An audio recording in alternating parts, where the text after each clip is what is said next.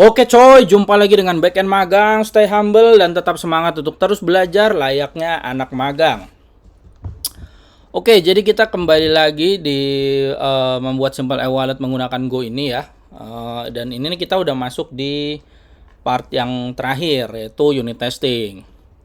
Oh ya, sebelumnya terima kasih yang udah support sejauh ini ya. Terus support Backend Magang dengan subscribe, like, dan share supaya Backend Magang tuh semakin semangat buat ngeluangin waktunya buat bikin video-video tutorial maupun hal-hal yang menjadi pengalaman-pengalaman saya di dunia kerja. Oke, biar gak banyak cincong, kita langsung aja. Jadi kita tuh bakal ke unit testing. Nah, kalau kemarin kan pokoknya kita udah bikin ini semua ya.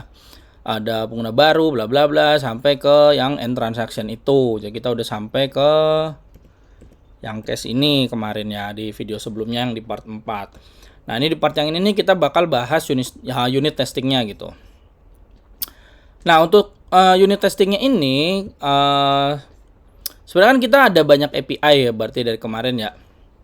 Jadinya itu untuk videonya ini bakal saya contohin untuk yang unit testing di yang pertama tuh di layer use case. Jadi saya nggak bikin unit testing di layer yang repo ataupun layer yang transportnya atau handler.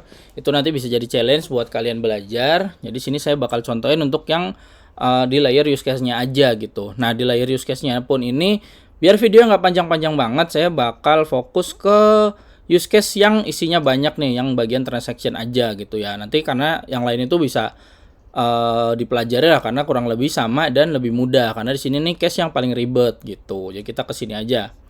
Nah, untuk persiapan unit testingnya gimana sih? Di sini tuh saya unit testingnya itu saya pakai Testify. Jadi nanti kalian bisa bisa pasang dulu paketnya di project Golangnya gitu ya. Kalau misalnya kalian buat dari awal, ya kalau kalian udah nge-clone ataupun nge-fork repository yang saya share, ya kalian bisa langsung jalanin gitu. Jadi ini saya pakai Testify untuk unit testingnya. Nah, sebelum unit testing tuh kita lihat dulu aja gimana sih kalau mau bikin unit testing tuh Bang. Nah, kita perhatiin dulu metode yang kita butuhin sama di dalam layernya itu ada proses apa aja. Contohnya di sini ya, kita kan di layer yang use case di bagian yang transaction ini. Di transaction ini jelas kalau kita lihat dari struct-nya dia tuh butuh repo yang buat ke database sama Redis gitu. Nah, berarti nanti di sini kita butuh yang namanya mockup untuk keduanya ini gitu. Itulah kenapa kemarin yang di bagian si Redis ini, nah ini untuk proses yang Redis set sama get ini saya tuh bikin dia dibungkus dalam suatu metode lagi supaya bisa seperti ini gitu.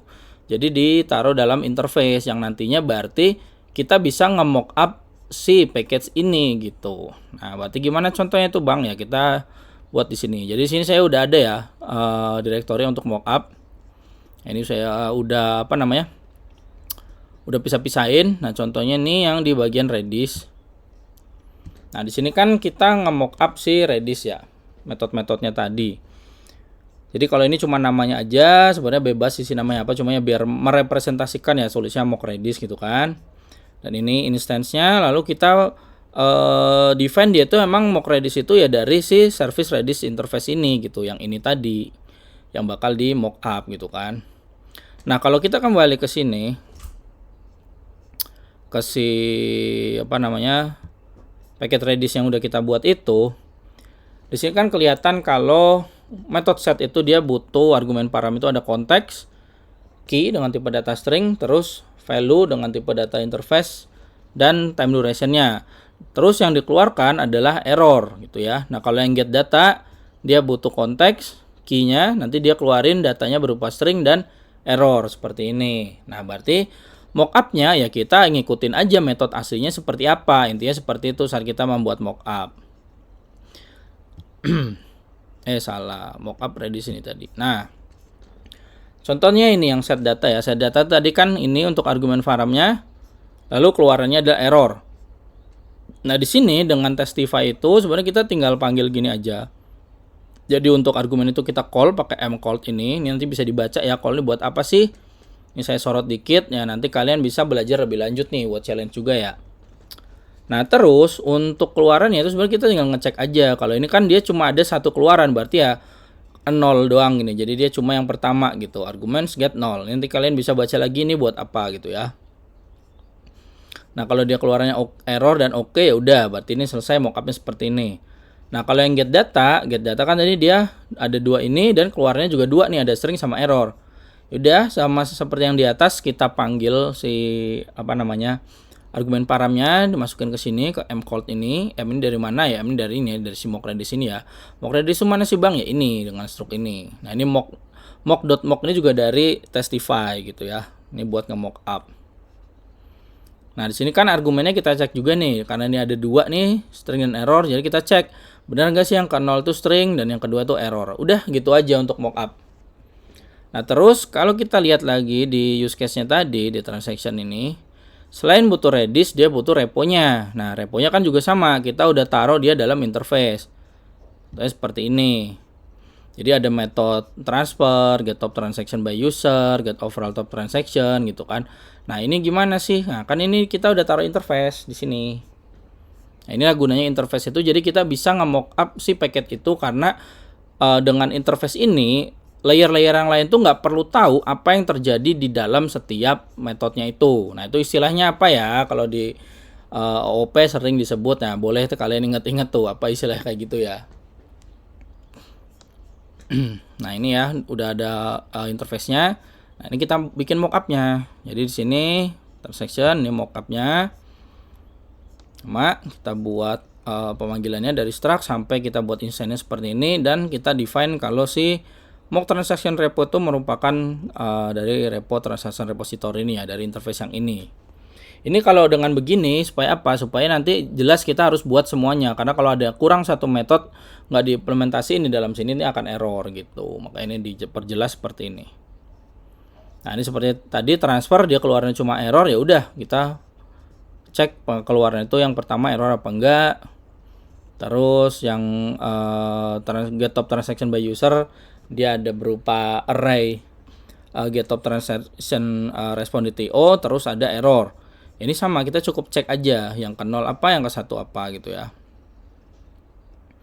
Kira-kira gini aja untuk mockupnya. Jadi ini kenapa saya nggak bikin mockup yang otomatis, biar kalian tahu apa sih yang terjadi dalam pembuatan mockup itu gitu. Jadi kalau nanti misalnya mau bikin lagi sendiri pakai Gomok aja ya boleh-boleh aja, nggak ada masalah. Cuma di sini supaya kalian lebih paham apa sih yang terjadi dalam pembuatan mockup gitu.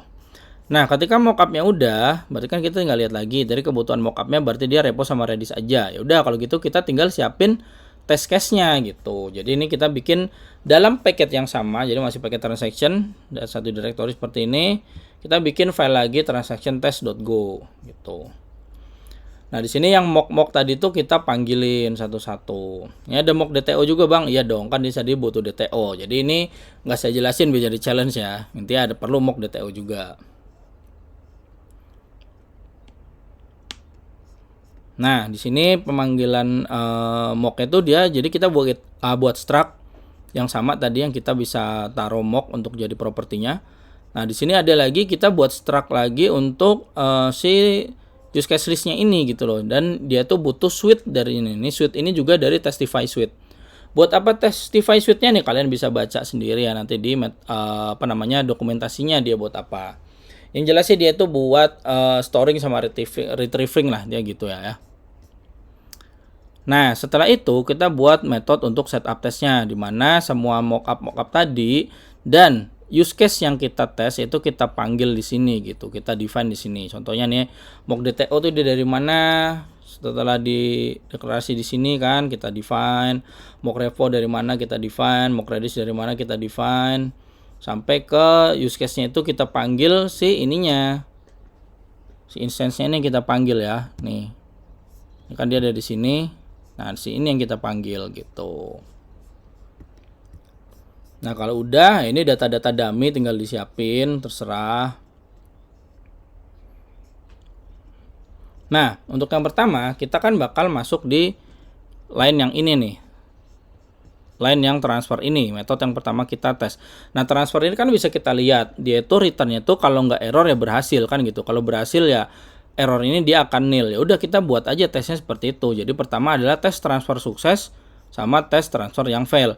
Yang sukses gimana? Ya berarti urutannya aja kita lihat. Di sini dia manggil repo. Ya udah kita bikin juga di sini dia manggil reponya dulu, tapi yang dari mockup, jangan lupa. Jadi bukan manggil yang asli ya. Kita panggil metode mockupnya. Jadi kita masukin kebutuhannya apa. Jadi sini untuk parameternya ya. Misalnya dia butuh apa sih di di metode yang kita panggil gitu. Jadi metodenya kita tulis ini yang transfer di mockupnya, kita taruh parameternya. Nah, berarti kan kalau dia itu sukses, berarti kan returnnya itu harus nil. Karena apa? Karena kalau kita kembali lagi di sini, returnnya itu dia kan suatu error gitu loh. Jadi kalau dia berhasil kan berarti ini akan nil. Ya udah kita bikin. Ketika dia tesnya untuk sukses, berarti yang returnnya ini nil. Nah, baru di sini kita panggil si metode aslinya yang mau dites nih, si use case transfer. Terus kita terima errornya. Nah, di sini kita sesuaikan kalau errornya itu akan nil gitu. Jadi si errornya harus nil gitu, karena di sini kan kita nil. Ini kalau kita jalanin.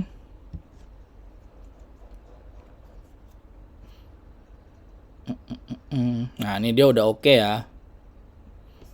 Nah, ini biar kelihatan unit test yang lain bakal saya komen dulu aja. Oh ya, nah untuk menjalankan supaya unit testing itu pada berjalan ya. Sebentar nih yang biar nanti nggak ngulang-ngulang. Tapi ini nanti bakal langsung auto sih. Udah nih biarin aja. Saya save dulu aja. Jadi dia tuh terakhir itu sebenarnya sebelum kita ngebuat sini case-case-nya ini, kita perlu ngebuat ini dulu nih. Saya lupa tadi ya. Jadi ini function test use case-nya itu kita tetap pakai seperti yang dilakukan di Golang native gitu. Jadi ini kita panggil si testingnya sebagai argumen param. Terus si suite-nya itu di running di dalam metode ini gitu. Ini cara pemanggilannya ya. Nah, ini kalau udah bikin begini baru kita bisa bikin case-nya. Nah, ini kalau kita tes coverage-nya,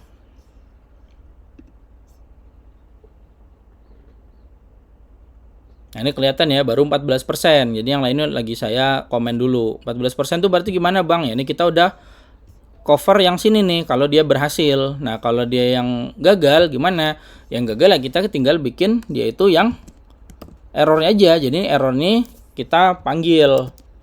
Jadi si transfer tadi berarti kita bikin dia seolah return itu error, nggak berhasil. Nah ini errornya berarti kita panggil error new. Nah di sini saya mock anything aja, maksudnya biar nggak usah repot-repot didefinisikan. Karena kan yang penting error di situ poinnya ya. Yang penting dia bisa menghasilkan error. Nah si use case ini sama kita panggil yang asli. Baru di sini kita cek apakah errornya itu ya benar error gitu. Jadi pokoknya ini bakal ngeluarin error. Nah di sini kalau kita lihat tes coverage-nya. Jadi kalau berhasil dia bakal nunjukin coverage yang nggak harus. Kalau kita yang dari sini kan dia bakal oke doang. Nah kalau kita pakai ini dia langsung coverage-nya berapa gitu, nggak cuma oke. Ini oke tetap ada. Nah di sini dia udah ini ya, udah cover transfernya berhasil sampai transfernya yang error gitu. Nah ini ya berarti berlaku sama juga untuk yang tes get top 10-nya itu juga nggak bakal repot-repot ya, karena ini kan dia sama nih bentukannya. Di sini dia cuma ngeluarin data sama error gitu. Ya udah kalau kayak begitu kan untuk yang sukses berarti kan datanya bakal kita isi, errornya yang nil gitu loh. Jadi sini pokoknya ya datanya mock anything aja saya bikin karena pokoknya datanya itu ada gitu dan errornya itu nil gitu. Jadi kita tinggal cek aja. Jadi ngakalinnya gini, pokoknya asal dia nggak error, berarti ini function ini udah cater di bagian yang mana? Di bagian yang sini. Yang dia berhasil, yang nggak error. Yang sini ya. Nah kalau yang error ya kita bikin errornya yang ada datanya dan datanya itu nil. Kenapa untuk datanya kita bisa taruh nil ya, karena di sini saya mainannya pointer gini ya. Kalau pointer itu kan nggak ada, dia kita bisa sebut dia itu sebagai nil gitu. Ini kalau saya coverage lagi.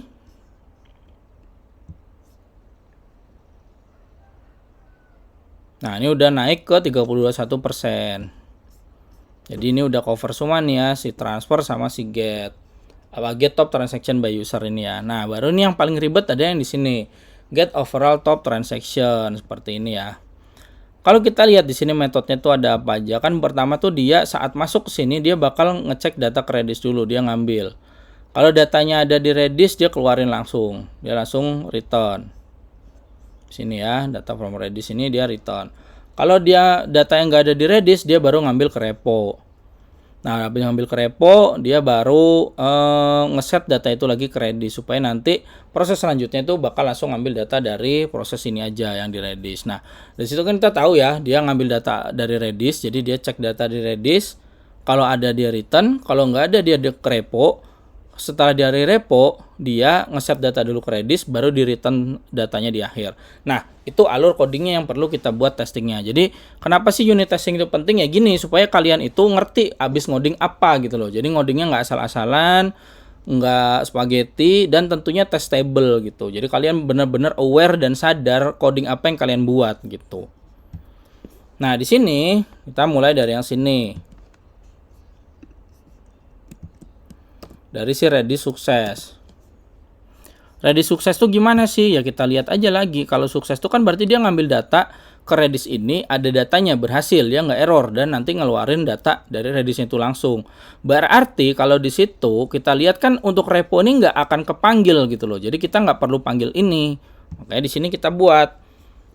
Jadi mock reponya ini, nah yang sini ya, dia langsung bikin data untuk sesuai Redisnya gitu kan. Nah, kita panggil si get data. Nah, return ini kan datanya ini tadi nih, karena dari Redis itu kan keluarnya string. Jadi ini ada, saya bikin datanya itu berupa string gitu. Ini dari mana tadi Bang? Itu kan dari atas tadi ada. Jadi nanti kalian naik turunin atau ya kalian clone ininya repositorinya, terus kalian pelajarin, dibantu lihat video ini. Nah, jadi ketika dia get data dari Redis ada, berarti kan metode itu sendiri akan ngeluarin nil gitu kan untuk errornya gitu loh. Terus datanya keluar.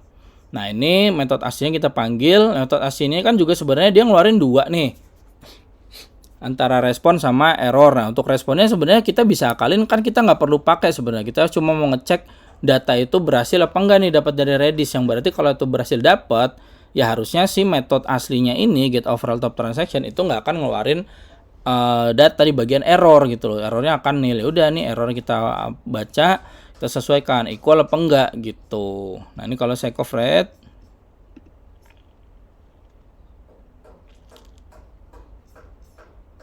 nah ini ya, tuh dia udah jalan sampai sini kan, data Redisnya tuh ada, nggak kosong, maka dikeluarin data dari Redis.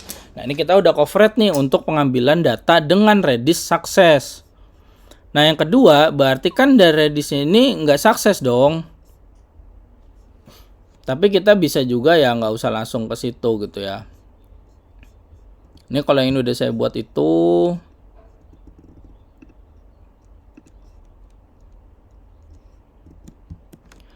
Nah, kalau yang di sini nih kan saya buat, sebenarnya masih urutan deh, ini saya lupa. Yang di bagian ini tuh kan kita ngambil data tapi nggak dari Redis, Redisnya kosong, berarti dia ngambil data dari mana ya? Dari sini gitu kan. Nah, ketika dia ngambil data dari repo, kita kembali lagi ya, dia kan ngambil data dari sini dari repo.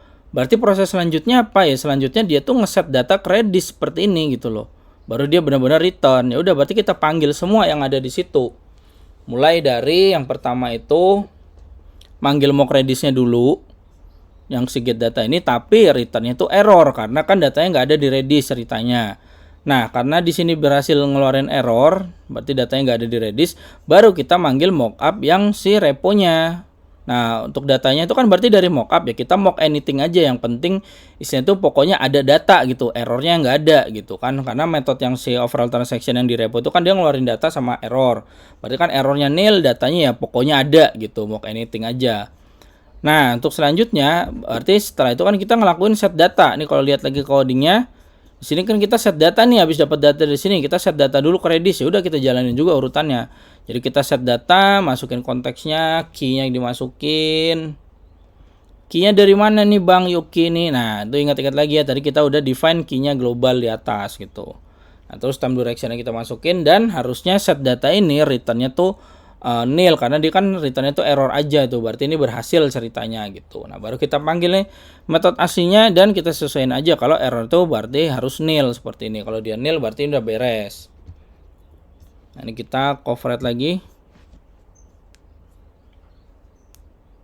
Nah, ini udah 89% ya.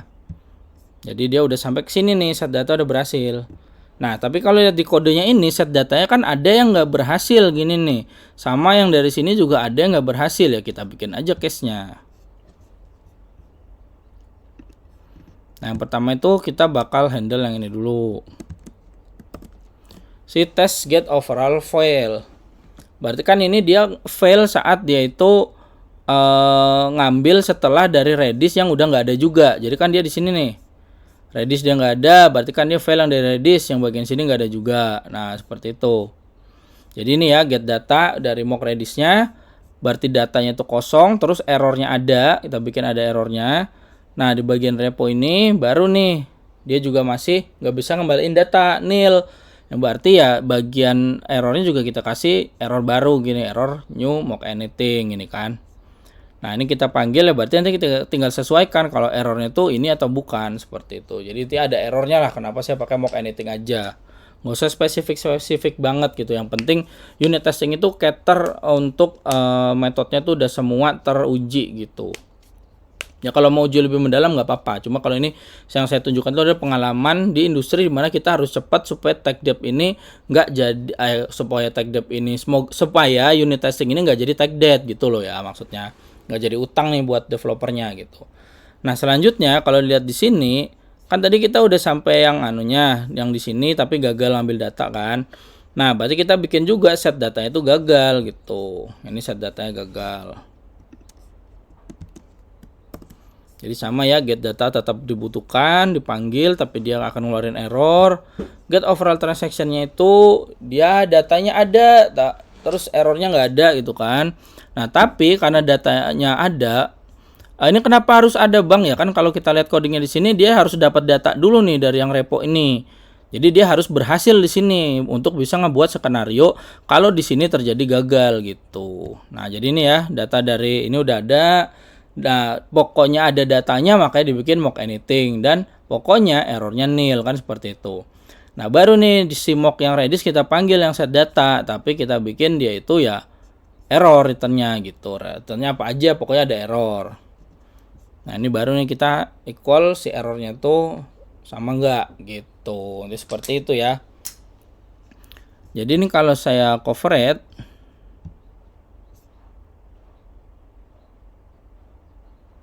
nah, ini udah 100% statementnya gitu ya. Jadi gini, biasain untuk bikin kode itu dengan minimal 80% coverage untuk unit testingnya lah ya. Kalau bisa 100% kayak gini. Nah, ini semua bagian-bagian dalam satu metodenya tuh udah teruji semua kayak gini. Jadi kira-kira gitu aja guys. Ini untuk yang part terakhir dari kita ngebuat backend service sederhana dengan contoh backend service sederhana. Membuat backend service dengan contoh wallet sederhana. Jadi ini yang part kelima dan part terakhir yaitu unit testing. Kira-kira gitu aja ya. Dan jangan lupa untuk support terus backend magang supaya backend magang tuh semakin semangat untuk selalu ngeluangin waktu buat sharing tentang pengalamannya di dunia kerja. Jadi support terus dengan subscribe, like, dan share, terutama share ya. Karena siapa tahu ada nih teman-teman kita yang lagi belajar sesuatu, yang lagi butuh bantuan, mungkin bisa mendapat ya insight dari video yang saya buatnya seperti itu. Jadi pokoknya terima kasih, salam backend magang.